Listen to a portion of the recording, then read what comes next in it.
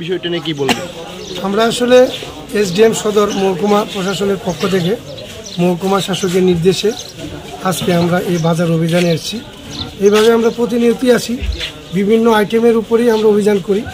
আজকের মূলত অভিযান হচ্ছে প্লাস্টিক বিরোধী অভিযান। তো এই জিনিসটাই মূলত আমরা দেখছি। আসার পথে আমরা 2টা দোকান রেড করেছি। 2টা দোকানে প্রচুর পরিমাণে আমরা প্লাস্টিক ক্যারি ব্যাগ আমরা উদ্ধার করেছি। সংখ্যা আনুমানিক 30 থেকে 35 কেজি হবে। 2টো দোকান থেকে একটা দোকানে 2000 আর একটা দোকানে 3000, টোটাল 5000 টাকা পেনাল্টি ইম্পোজ করা হয়েছে এবং সতর্ক বার্তাও দেওয়া হয়েছে। আরও আমরা কিছু দোকান রেড করব। এইভাবে প্রতিনিয়তই চলবে যাতে প্লাস্টিকটা সম্পূর্ণভাবে নির্মূল করা যায়। নমস্কার, আপনার পরিচয়টা? আমার নাম প্রদীপ কুমার ভৌমিক, আমি সাব ডিভিশনাল ফুড কন্ট্রোলার। কথা